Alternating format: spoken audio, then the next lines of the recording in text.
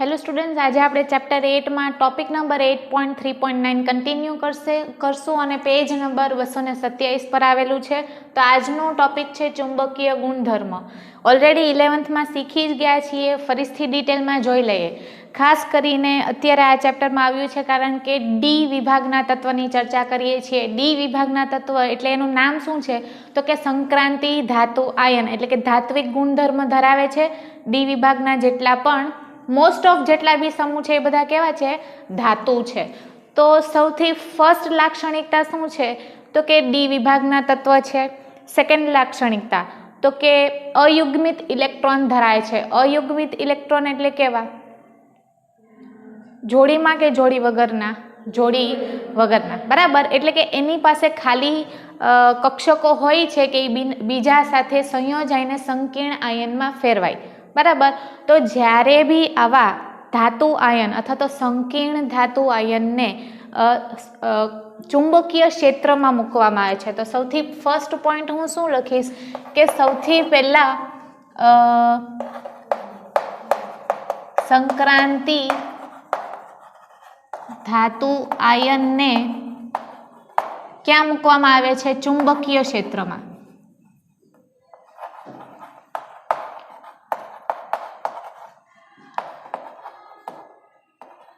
ક્ષેત્રમાં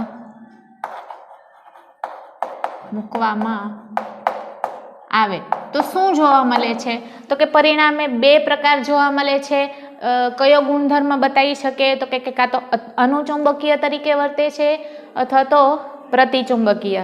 તો આપણે કેવી રીતે યાદ રાખશું કે અણુ એટલે કેવા અને પ્રતિ એટલે કેવા? તો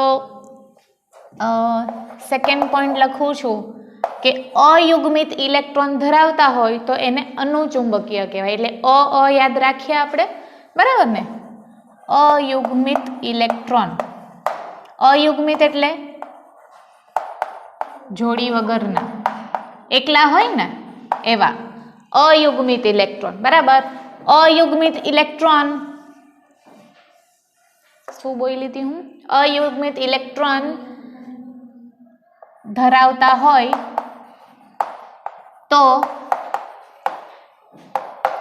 તે અનુચુંબકીય ગુણધર્મ ધરાવે છે. ઓકે, સેકન્ડ શું છે? અયુગ્મિત. થર્ડ પોઈન્ટ લઈએ આપણે આનું ઓપોઝિટ, યુગ્મિત ઇલેક્ટ્રોન. યુગ્મિત ઇલેક્ટ્રોન એટલે કે જ્યારે ઇલેક્ટ્રોન જોડીમાં હોય, ધરાવતા હોય તો તે કેવા હોય છે? પ્રતિચુંબકીય.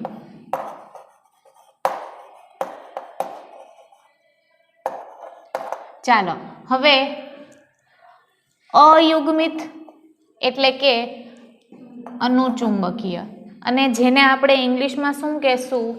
પેરામેગ્નેટિક. કેવા? પેરામેગ્નેટિક. પછી આ યુગ્મિત છે એટલે કે જોડીમાં છે. તો જ્યારે જોડી હોય તો આપણે ડાઈ બોલીએ ને, ડાઈ, હે ને? તો આ પેરામેગ્નેટિક છે તો આ ઇંગ્લિશમાં કેવા કહેશું આપણે? ડાયમેગ્નેટિક. ખ્યાલ આવી ગયો? તો કેટલા પ્રકાર છે? અનુચુંબકીય અને પ્રતિચુંબકીય, પેરામેગ્નેટિક અને ડાયમેગ્નેટિક. ખ્યાલ આવી ગયો? તો આપણે શું કરવાનું છે કે આપણી પાસે જે બી સંકીર્ણ સંયોજન છે એને આપણે ક્યાં મૂકવાનો છે? ચુંબકીય ક્ષેત્ર લાગુ પડતો હોય ત્યાં. ચુંબકીય ક્ષેત્ર ક્યાં લાગુ પડતો હોય? દાખલા તરીકે અહીંયા એક મેગ્નેટ છે, અહીંયા એક મેગ્નેટ છે. જ્યારે બંનેને નજીક લઈ આવવામાં આવશે તો વચ્ચે આપણે ખીલી મૂકીએ. ખીલી એટલે લોખંડ, લોખંડ એટલે આયન, આયન એટલે આપણું Fe, Fe એટલે 3D કક્ષકનું તત્વ, બરાબર. તો આને આપણે ક્યાં મૂક્યું તો કે આ પણ એક બાર મેગ્નેટ છે, આ પણ એક બાર મેગ્નેટ છે.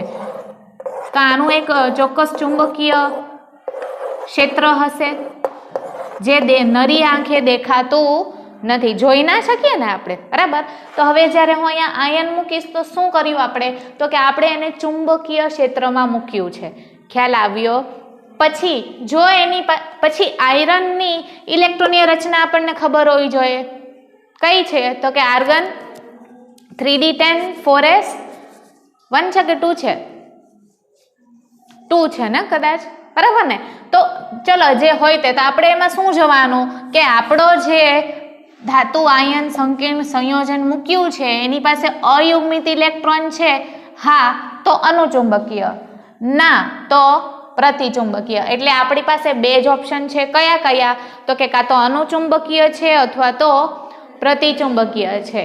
અને આપણે ડી કક્ષકમાં મોસ્ટ ઓફ જોઈએ છીએ તો વધારે પડતા તત્વ બધા જ અનુચુંબકીય હોય છે. એનું રીઝન તો કે એની પાસે ડી કક્ષકમાં કેવા ઇલેક્ટ્રોન હોય? અયુગ્મિત. આ 3 લાઈન સમજાઈ ગઈ તમને કે આમાં કોઈ ડાઉટ? ચાલો હવે જે સંક્રાંતિ ધાતુ હોય ને એ ચાક માત્રામાં મૂકવામાં આવે ને તો એ બે પ્રકારના ભ્રમણ બતાવે છે. કેટલા પ્રકારના? બે. એક બતાવે છે ધરાભ્રમણ. ધરાભ્રમણ એટલે પોતાની જગ્યાએ ઊભીને રોટેટ કરવું. માનો કે આ અહીંયા જોવાનું છે, બુક પછી હોસ્ટેલમાં જોજો. આ જે આ ઇલેક્ટ્રોન છે તો હું આને આમ રોટેટ કરું તો આને ધરાભ્રમણ કહેવાય. ધરાભ્રમણ એટલે પોતાની જ જગ્યાએ રોટેટ કરે છે. ખ્યાલ આવી ગયો?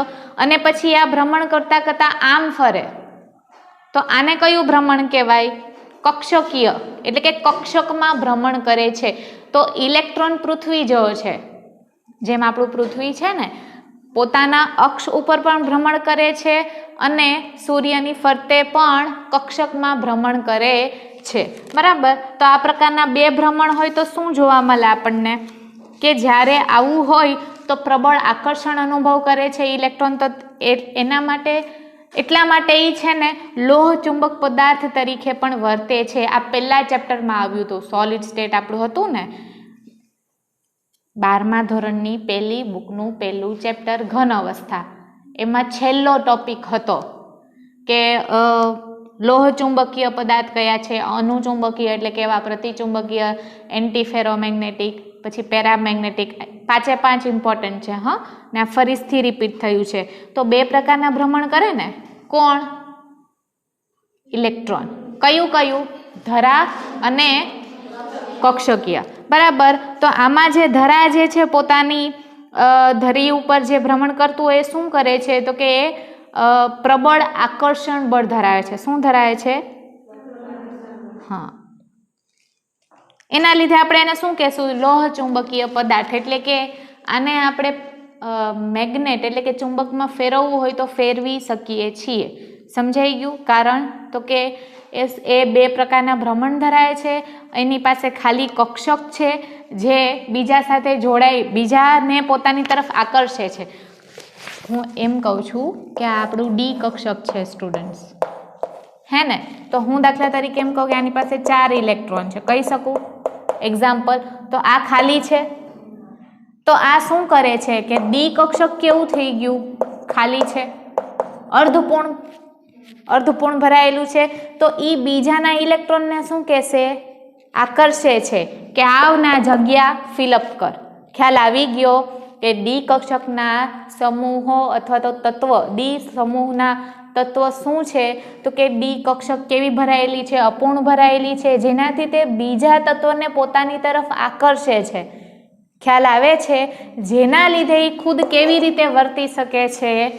લોહ ચુંબક પદાર્થ તરીકે વર્તી શકે છે, બીજા સાથે જોડાઈને. ખ્યાલ આવી ગયો? ઓકે. પછી આ જે ભ્રમણ હોય છે એને શું કહીએ છીએ? ભ્રમણ કક્ષીય વેગમાન કહીએ છીએ અને કક્ષકીય કોણીય વેગમાન. આ બે આપણે 11માં શીખ્યા હતા કે n બરાબર હોય તેના પરથી L નું સૂત્ર, M નું સૂત્ર અને છેલ્લે સ્પિન 2 હોય. આ બધું 11માં આવ્યું હતું, બરાબર? પણ આપણે પાછા આવી જાય તો ભ્રમણ માત્રાનું સૂત્ર જોવાનું છે. ભ્રમણ માત્રાનું સૂત્ર. ચાલો આ બધું જ ભૂલી જાઓ, હું કહું ને એટલું જ યાદ રાખવાનું. મેં શું કીધું? સંક્રાંતિ ધાતુ આયનને આપણે કેમાં મૂકીએ છીએ? ચુંબકીય ક્ષેત્રમાં મૂકીએ છીએ.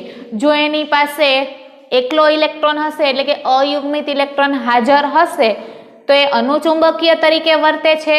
જો એની પાસે બધા જ ઇલેક્ટ્રોન જોડીમાં હશે તો એ પ્રતિચુંબકીય તરીકે વર્તે છે. તો એ કોની ઉપર આધાર રાખે? તો કે એની પાસે કેવા ઇલેક્ટ્રોન છે. જોડીવાળા છે તો પ્રતિચુંબકીય, ને અયુગ્મિત તો અ યાદ રાખવાનું, બાકીનું ઓપોઝિટ યાદ રહી જશે. તો અયુગ્મિત એટલે કે એકલો ઇલેક્ટ્રોન હશે તો એ કેવું થઈ ગયું? અનુચુંબકીય. બરાબર, એક્ઝામ્પલ જોઈએ એટલે આવડી જશે તમને.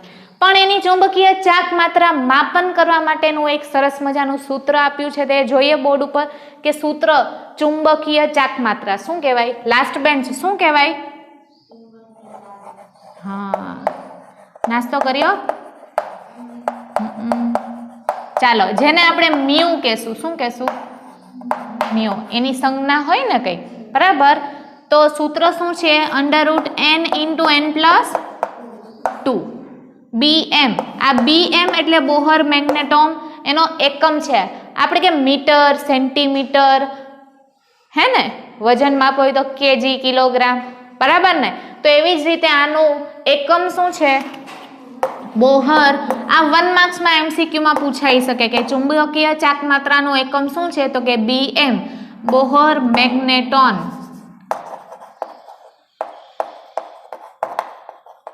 મેગ્નેટોન એટલે આ એનું એકમ છે. પછી એવું નહીં વિચારવાનું કે હવે આમાં બી શું હશે ને એમ શું હશે, ઈ એકમ છે, આમાં માપવામાં આવે છે. ચાલો, હવે આપણે ફરીથી હું કહી દઉં, ચુંબકીય ચાક માત્રા એટલે મ્યુ. મ્યુ એટલે ચુંબકીય ચાક માત્રા, બરાબર. n એટલે નંબર ઓફ ઇલેક્ટ્રોન, ઇલેક્ટ્રોનની સંખ્યા. n એટલે પણ કયા? અયુગ્મિત. કેવા? અયુગ્મિત. તો હું અહીંયા લખી નાખું n = અયુગ્મિત ઇલેક્ટ્રોનની સંખ્યા. ખાલી અયુગ્મિત ગણવાના છે. પછી એમ મેડમ મારી પાસે 4 જોડી છે, 2 ને 2 ને 2 ને 2, એમ 8 છે ઇલેક્ટ્રોન, તો 4 જોડી છે એવું નહીં લખવાનું. કઈ ગણવાની છે? ઓનલી અયુગ્મિત ઇલેક્ટ્રોન જ ગણવાના છે. ખ્યાલ આવ્યો? ચાલો, હવે આપણે એક્ઝામ્પલ લઈ લઈએ. સ્કેન્ડિયમ લઈ લો, કેમ કે એની ઇલેક્ટ્રોનની રચના મને મોઢે છે. 3D1 4s 21 ને 18 19 20 21, બરાબર ને? ચાલો, હવે આને ડી કક્ષક જ દોરવાનો. આપણે શું દોરવાનું? ડી કક્ષક. ડી કક્ષક કેવી રીતે દોરાય? તો કે 5 ખાના દોરવાના, કારણ કે 5 જ હોય. dxy, dyz, dzx, dx² - y² ને dz². ધ્યાનથી જોવો, આની પાસે કેટલા ઇલેક્ટ્રોન છે? 1. તો હું અહીંયા શું મૂકીશ? 1. તો એક આમ આખું દોરવાનું કે આમ અડધું કરવાનું? અડધું. ખ્યાલ આવી ગયો? અહીંયા મારે કંઈ મૂકવાનું છે નહીં. શું કામ? તો કે એની પાસે માત્ર એક જ ઇલેક્ટ્રોન છે. તો આના ઉપરથી હું અહીંયા n = શું લખીશ? n એટલે અયુગ્મિત ઇલેક્ટ્રોનની સંખ્યા. કેટલી છે? 1. તો હું અહીંયા શું લખીશ?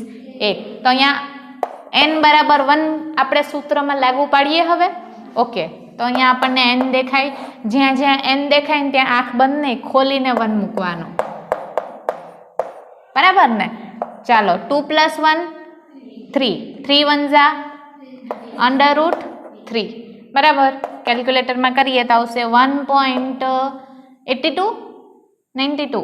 કેટલું છે? 73. 1.73. આ થઈ ગયું આપણું n. સમજાઈ ગયું? તો આપણને શું ખબર હોવું જોઈએ કે આપણું જે તત્વ છે એની પાસે અયુગ્મિત ઇલેક્ટ્રોનની સંખ્યા કેટલી છે. ઓકે, હવે એક ઇલેક્ટ્રોન દાન કરાવી દઉં, મારી મરજી. તો હું અહીંયા +1 લખી નાખું. +1 એટલે આ ડી કેવું થઈ ગયું? 0 થઈ ગયું ને? કેવું થઈ ગયું? 0. તો અહીંયા કંઈ આવશે નહીં. તો n = 0. તો હું અહીંયા શું મૂકીશ? 0 √0. આન્સર 0. ખ્યાલ આવી ગયો? હાલો, 0 જોઈ લીધું, 1 જોઈ લીધું. હવે કયું જોશું?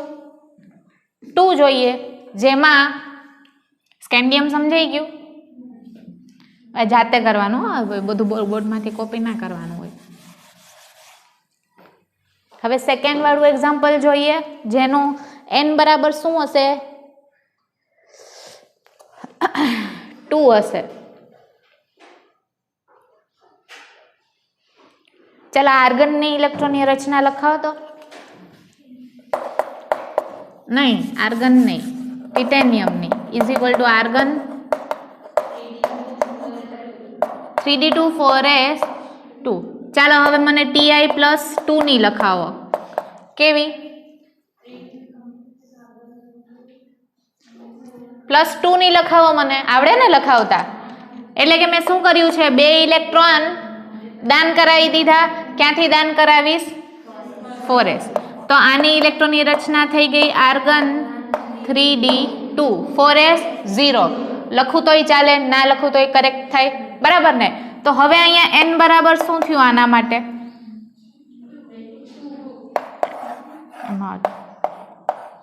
કેટલા ઇલેક્ટ્રોન? 1 2 1 2. જોડી વગરના અયુગ્મિત ઇલેક્ટ્રોનની સંખ્યા 2. તો અહીંયા જ્યાં n છે ત્યાં હું શું મૂકીશ હવે? 2. 2 + 2 4. 4 2 ઝા 8. તો આ આવશે 2.84 84.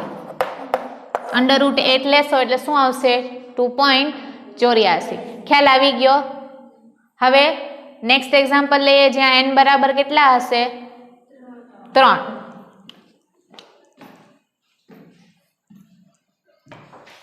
કારણ કે આમાંથી એક ઇલેક્ટ્રોન બાદ કરાવશો ને સ્ટુડન્ટ્સ તો પાછું 1 થઈ જશે. તો એને જ આન્સર આવશે 1.73. એટલે આપણે 3 વાળું જોઈએ, હે ને? પછી છે ડાયરેક્ટ જ કહી દઉં હું તમને કે વેનેડિયમ પ્લસ 2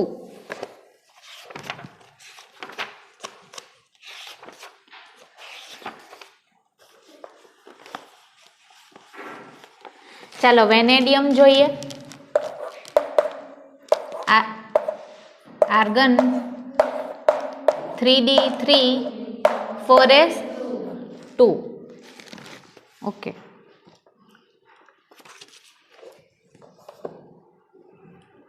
તો આને 2 ઇલેક્ટ્રોન હું બાદ કરાવી દઉં v+2. તો કેવું થઈ ગયું? આર્ગન 3d3 4s નીકળી ગયું. આના પણ d માં 3 ઇલેક્ટ્રોન અયુગ્મિત જ થાય.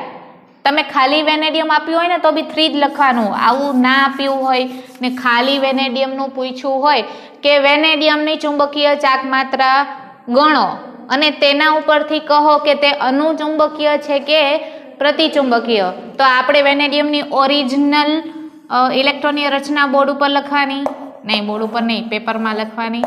1 2 3 4 કેટલા છે ઇલેક્ટ્રોન? 1 2 3. તો n બરાબર કેટલું થઈ ગયું? 3. તો અહીંયા શું મૂકશું? 3 4 5 5 3 ઝા 15. હા 15 ને? ઓકે. તો આનો આવશે આન્સર 3.87. જો જેટલા ઇલેક્ટ્રોન હશે ને એના પોઈન્ટમાં જ આન્સર આવશે, બરાબર? એ વસ્તુ ફિક્સ છે એટલે તમારે પાછળનું જ યાદ રાખવાનું મેઇન. ખ્યાલ આવી ગયો? જેટલા ઇલેક્ટ્રોન હશે ને એટલા અહીંયા મૂકી જ દેવાના 3 પોઈન્ટ.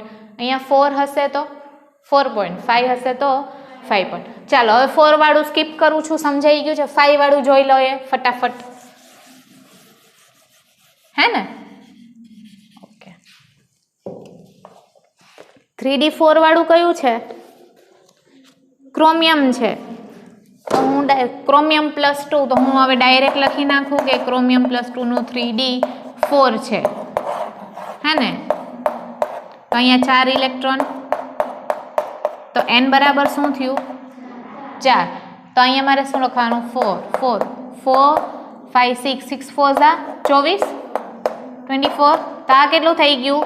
4.90. ઓકે. પછી એવી જ રીતે અહીંયા 5 વાળું કયું એક્ઝામ્પલ આપ્યું છે?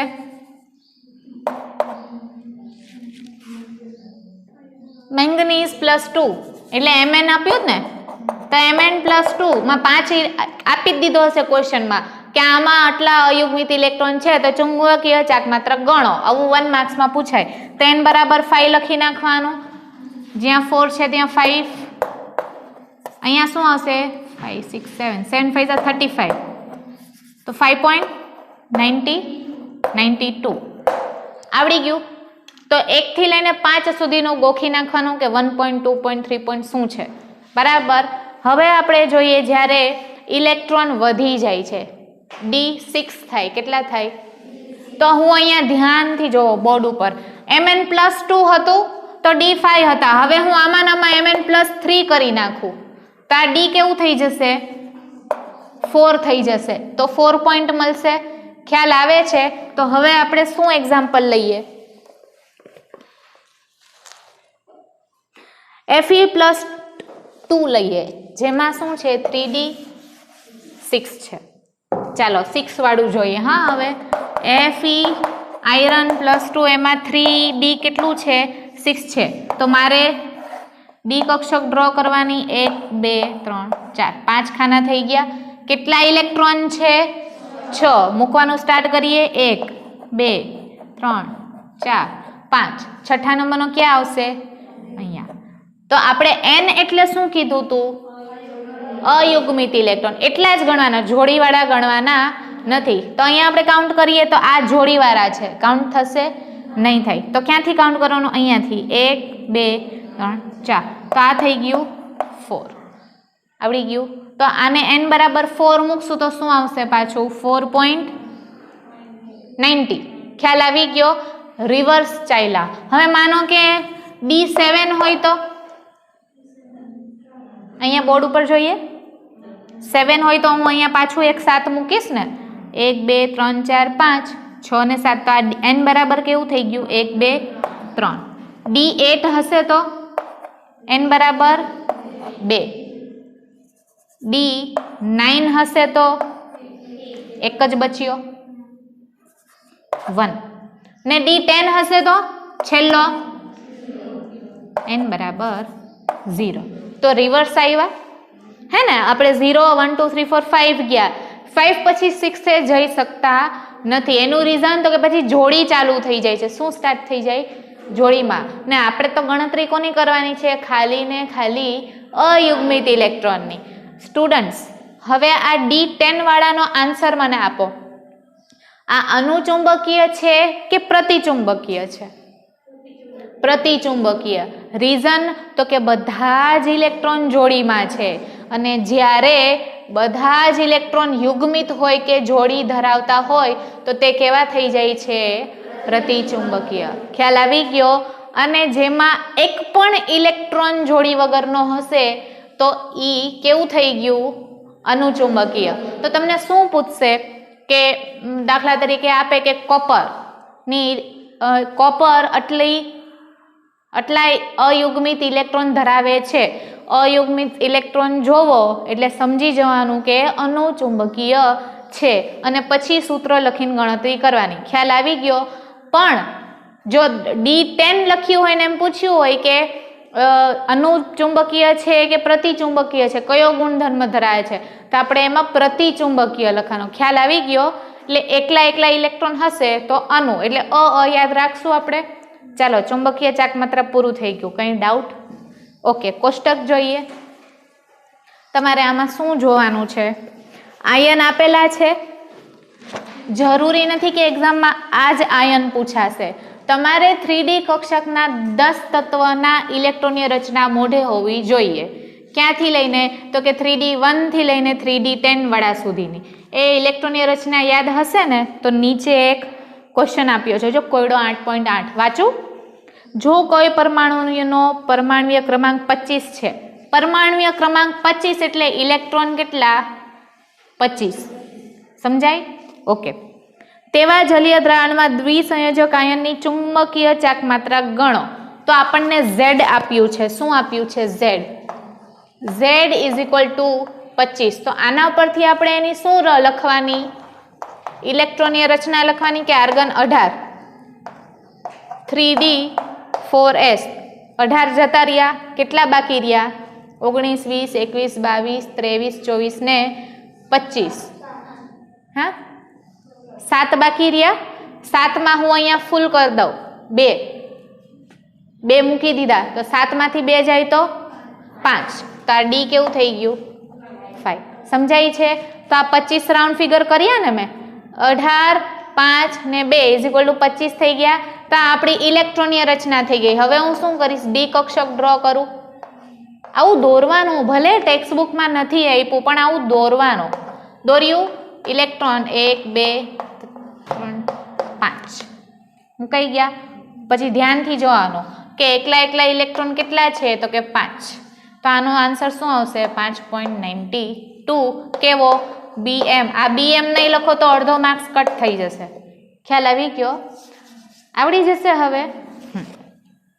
પછી જો કોષ્ટક જોઈએ, એમાં અયુગ્મિત ઇલેક્ટ્રોનની સંખ્યા જોવો. અયુગ્મિત ઇલેક્ટ્રોન 0 1 2 3 4 5 પછી રિવર્સ ગયા હે ને, 4 3 2 1 0. તો આપણે અંડરલાઈન કરી નાખીએ કે કયું યાદ રાખવાનું? તો કે ગણતરી કરેલી જે સંખ્યા છે ને ઈ. મેં કેમ આવી રીતે પેન્સિલથી અંડરલાઈન કર્યું છે એમ અંડરલાઈન કરી નાખવાનું કે મ્યુની રકમ શું આવશે? 0 હોય તો 0, 1 હોય તો 1.73, 2 હોય તો 2.84, 3 હોય તો 3.87, 4 હોય તો 4.90, 5 હોય તો 5.92. પછી ઉપરની જ સંખ્યા રિપીટ થઈ જ નીચે થાય છે ને, એટલે આપણે કુલ 5 જ યાદ રાખવાની છે. ને આપણને એવું થતું હોય કે મેડમ યાદ નથી રહેતું, તો ગણતરી કરવાની. ખ્યાલ આવી ગયો? રૂટ લઈ લેવાનો સૂત્ર પ્રમાણે. મોઢે હોય તો લખી નાખવાનું, પણ આ ગણતરી બતાવવાની. એટલે શું લાગે કે કોપી નથી કર્યું, આવડે છે. હા ને, બેઝ ક્લિયર છે. ખ્યાલ આવે? ઓકે. પછી નેક્સ્ટ આપ્યું છે M2 પ્લસ આયનની Z ઇઝ ઇક્વલ ટુ 27ની ભ્રમણ માત્ર ચુંબકીય ચાક માત્રા ગણો. તો Z બરાબર કેટલું આપ્યું છે? 27. તો આપણે અહીંયા મેળ કરવાનો ને, 25 ના બદલે કેટલું કરવાનું છે? 27. તો 2 એડ કરવાના. આમાં એડ કરી દઉં ને, S4 લખી નાખો ને, નહીં થાય ને? ક્યાં એડ કરવાના? અહીંયા 5 છે તો કેટલા થઈ ગયા? 7. તો હવે અહીંયા 1 2 3 4 5 6 ને 7. તો હવે N બરાબર કેટલું થયું? 1 2 ને 3. તો મ્યુ બરાબર કેટલું થશે? 3.87 બોહર મેગ્નેટોન. આવડી ગયું? આવું 1 માર્ક્સમાં પૂછાય, ઇઝી છે. 1 અથવા તો 3 માર્ક્સમાં આખું પૂછાય. આખું પૂછાય ને તો આપણે અયુગ્મિત ઇલેક્ટ્રોન વાળું બી લખવાનું અને આની વ્યાખ્યા પણ આપવી જરૂરી છે, કારણ કે D0 છે, D10 છે, એ બધા કેવા છે? પ્રતિચુંબકીય. ખ્યાલ આવી ગયો? ચાલો હવે નેક્સ્ટ ટોપિક જોઈએ.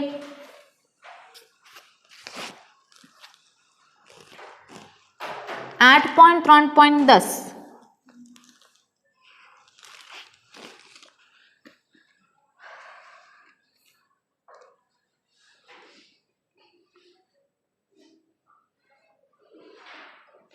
ઓકે, ચાલો પહેલા સમજાવી દો. આ કોપી ડાઉન કરી લીધું?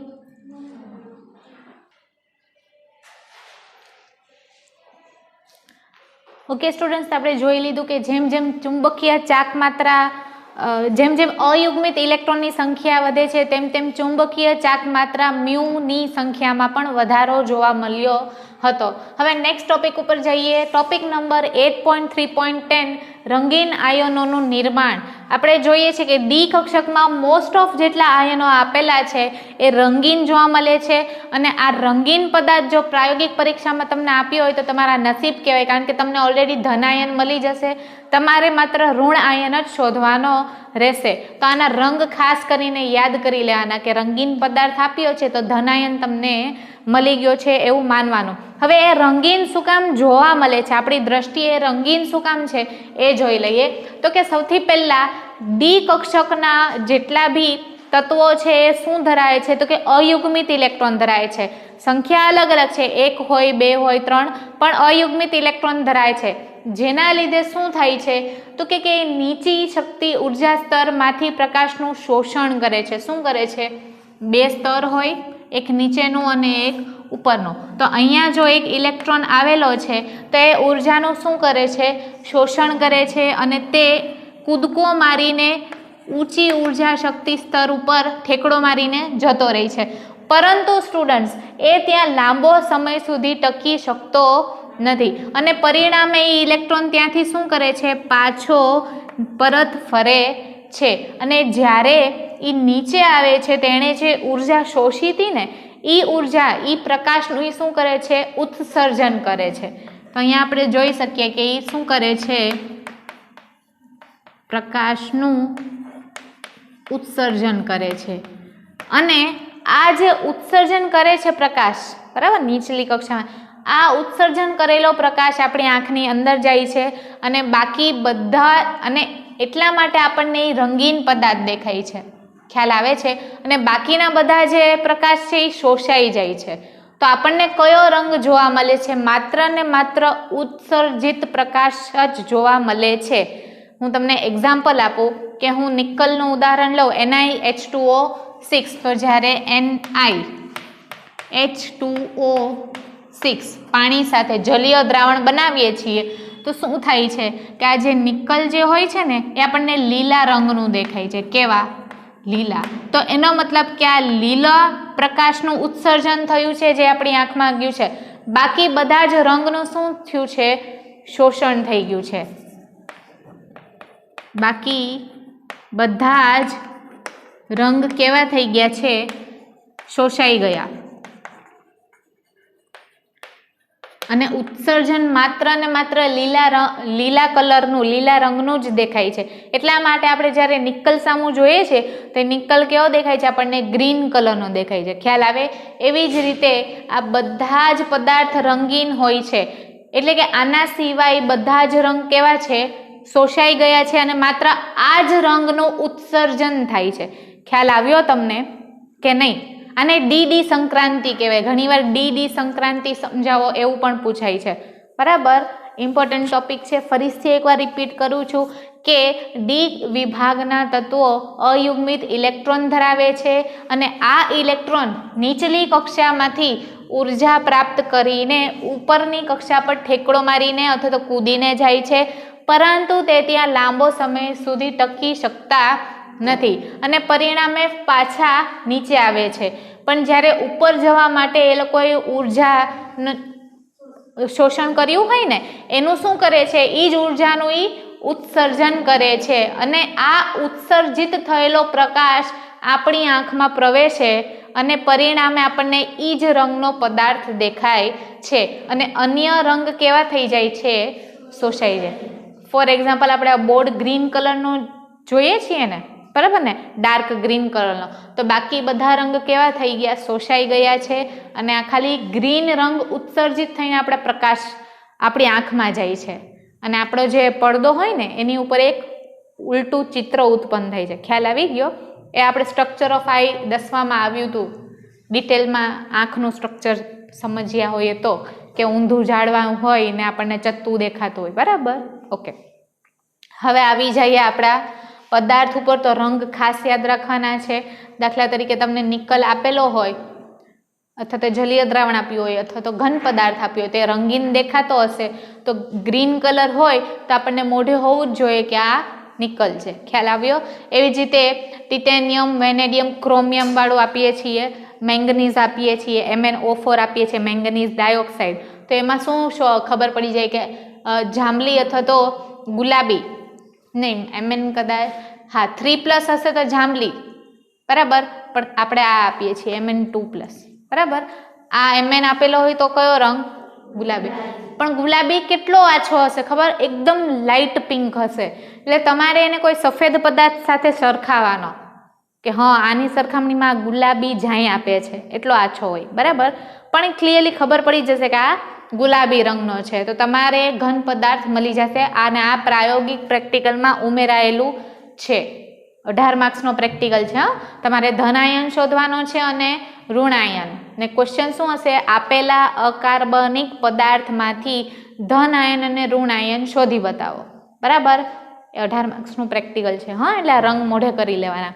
પછી વેનેડિયમ કે કોપર CuSO4 હશે તો એ વાદળી રંગનું દેખાશે, લાઇટ બ્લુ કલર, પણ ક્લિયરલી દેખાશે આપણને કે બ્લુ કલરનું છે. પછી વેનેડિયમ 3+, આયરન અથવા તો નિકલ, તો નિકલનું તો આપણે જોઈ લીધું, કયો રંગ? ગ્રીન. જો 2+ હશે તો લીલો, 3+ હશે ફેરિક, હા ફેરસ હશે તો લીલો, ફેરિક હશે તો પીળાશ પડતો કથ્થઈ એટલે કે આ બ્રાઉન કલર જેવો દેખાશે. કેવો? બ્રાઉન કલર જેવો. પણ આપણે એને પ્રાયોગિક રીતે શું લખીએ છીએ? પીળાશ પડતો કથ્થઈ. કારણ કે જ્યારે આપણે એનું જલીય દ્રાવણ બનાવશું તો એ આછા પીળાશ પડતું થઈ જશે. બરાબર? ઓકે. પછી મેંગનીઝ છે, કોબાલ્ટના બંને આયન 3+ કે 2+, તો એ કેવા દેખાય છે? ગુલાબી રંગના દેખાય છે. એટલે આપણે મોઢે કરીએ આના સિવાયના જેટલા જે છે એ કેવા છે? રંગવિહીન. તો રંગવિહીન પણ આપી શકે એક્ઝામમાં, પણ જો આ આવે તો નસીબદાર. ખ્યાલ આવી ગયો? ઓકે.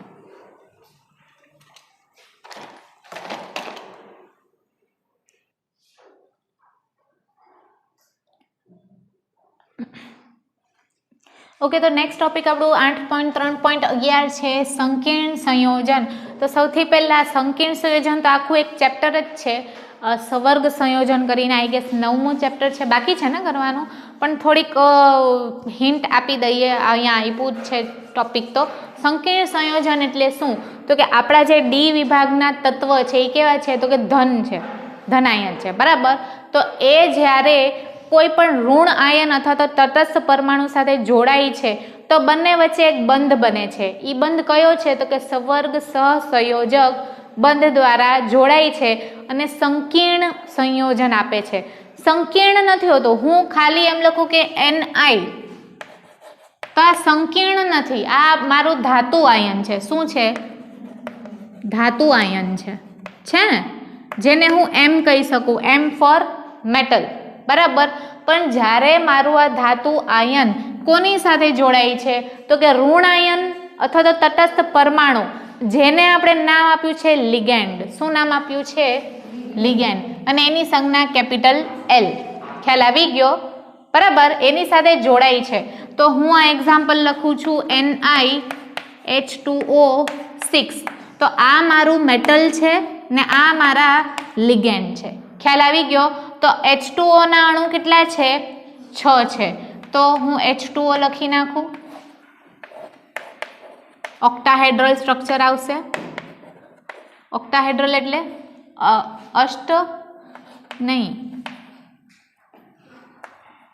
અષ્ટફલકીય. ઓક્ટાહેડ્રલ ને શું કહેવાય ગુજરાતીમાં?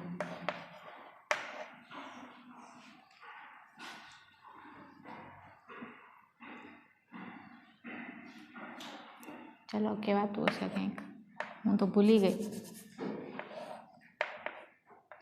આવા શેપને શું કહેવાય? સમતલીય તો સમચોરસ કહેવાય નહીં, ચતુષ્ફલકીય પણ ના થાય. ઓક્ટાહેડ્રલને શું કહેવાય? અષ્ટફલકીય. હા, અષ્ટફલકીય. ભૌમિતિક રચના. બરાબર? ચાલો હવે ભૂલી જાઓ તમે. ફરી પાછા આવી જાય. કેન્દ્રમાં રહેલો આપણો ધાતુ આયન છે એ અન્ય ઋણ આયન અથવા તો તટસ્થ પરમાણુ સાથે જોડાય છે તો કયો બંધ રચે છે? સવર્ગ સહસંયોજક બંધ. ખ્યાલ આવે છે? તો આની પાસે ડી કક્ષક હોય જે ખાલી હોય છે તો ત્યાં પાણીના ઇલેક્ટ્રોન જઈને બેસી શકે ને, એટલા માટે મેં એરો આમ બતાવ્યો છે કે આ ફરતાવાળા પાણીના અણુઓ શું કરે છે? નિકલને ઇલેક્ટ્રોન આપે છે અને એની સાથે પરિણામે શું બનાવે છે? સવર્ગ સહસંયોજક બંધની રચના કરે છે અને એને આપણે સંકીર્ણ કહીએ. હવે આ આપણું સંકીર્ણ થઈ ગયું. આ શું થઈ ગયું? સંકીર્ણ. જેમાં એક પ્લસ હશે અથવા તો એક ધાતુ, કેન્દ્રીય ધાતુ આયન કેન્દ્રમાં આવે છે ને, એટલે આમાં આપણે શું કહેશું? કેન્દ્રીય ધાતુ આયન છે અને આ આપણું લિગેન્ડ છે. ખ્યાલ આવી ગયો? આને શું કહેવાય? સંકીર્ણ સંયોજન. હવે આ કોના ઉપર આધાર રાખે છે? તો કે સૌથી પહેલા કદ ઉપર. કદ કેવું હોવું જોઈએ? તો કે નાનું હોવું જોઈએ. ત્રણેક પરિબળો પર આધાર રાખે છે. તો નંબર 1 નાનું કદ હોવું જોઈએ. હું અહીંયા લખી નાખું છું. નંબર 1 કદ કેવું હોવું જોઈએ? નાનું. બરાબર? નંબર 2 કેન્દ્રીય વીજભાર ને આયનીય વીજભાર વધારે હોવા જોઈએ. તો કેન્દ્રીય અને આયનીય વીજભાર વધારે હોવા જોઈએ. કેવા હોવા જોઈએ? વધારે. પછી ત્રીજું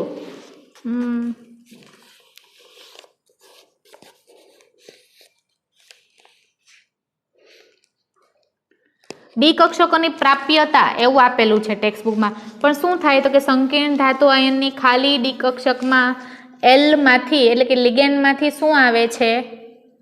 ઇલેક્ટ્રોન આવે છે. તો ડી કક્ષક